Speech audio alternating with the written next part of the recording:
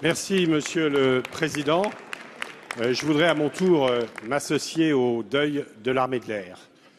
Monsieur le Premier ministre, je souhaite vous interroger sur les tensions très préoccupantes qui existent sur le budget de la Défense nationale. Certes, votre ministre de la Défense, Jean-Yves Le Drian, se bat courageusement pour trouver des solutions. Ainsi, pour pallier l'absence de 2 milliards de recettes exceptionnelles, il a convaincu M. Macron de proposer ces fameuses sociétés de projet qui permettront peut-être d'éviter une catastrophe à court terme, mais qui soulèvent à moyen terme de nombreuses interrogations, tant financières que juridiques. Mais à supposer que ces incertitudes soient levées, tous les connaisseurs du dossier savent bien que la trajectoire budgétaire actuelle est insoutenable dans la durée. D'abord, compte tenu de l'engagement soutenu de nos forces, tant sur le territoire national que sur les théâtres extérieurs. Ensuite, avec la décision que nous approuvons du Président de la République de ralentir la déflation des effectifs. Dans ce contexte, il est désormais clair pour tous que sans crédits supplémentaires, nous nous trouverons très rapidement dans une impasse.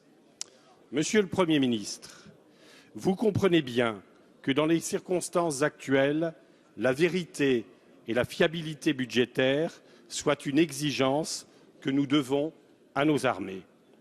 Aussi, avant même la révision annoncée de la loi de programmation militaire, je souhaiterais savoir si vous partagez cette analyse et si vous pouvez prendre l'engagement que la Défense nationale disposera bien, dès 2015, des crédits supplémentaires nécessaires à l'accomplissement de ces missions accrues.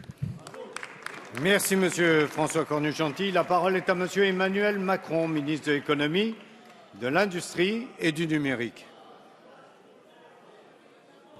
Merci, Monsieur le Président. Mesdames, Messieurs les députés, Monsieur le député, je vous prie d'abord de bien vouloir excuser l'absence de Monsieur le ministre de la Défense qui est en Espagne, précisément sur les lieux du drame et auprès de nos blessés. Vous l'avez rappelé, les exigences de la loi de programmation militaire sont fortes et la charge qui porte sur nos troupes, les engagements qui sont ceux de l'État, imposent précisément et imposeront vraisemblablement d'ici l'été de revoir la loi de programmation militaire. En attendant, des recettes exceptionnelles avaient été prévues à hauteur pour l'année 2015 de 2,4 milliards d'euros. Et en particulier, il s'agissait de la cession des bandes fréquences, sujet qui vous est familier et dont nous avons plusieurs fois ici discuté. Compte tenu du calendrier de cette cession, de son vraisemblable report, pour préserver les intérêts patrimoniaux de l'État et pour vendre ces fréquences dans les meilleures conditions, il a été décidé de, malgré tout, répondre aux besoins de nos armées et en particulier aux besoins d'achat de matériel militaire, ce qui est parfaitement normal. C'est pourquoi nous avons décidé, et pour ne pas faire supporter à ces compagnies militaires des retards de paiement qui sont pénalisantes aussi bien en termes économiques qu'en termes d'emploi, il a été décidé de mettre en place une société de projet.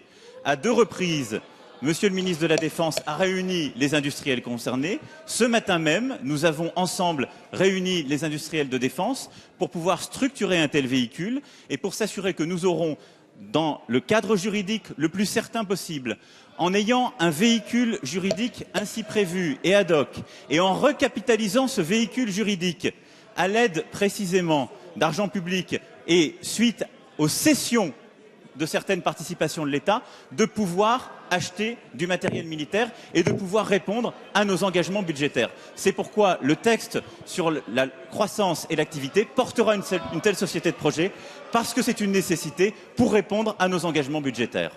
Merci, Monsieur le ministre.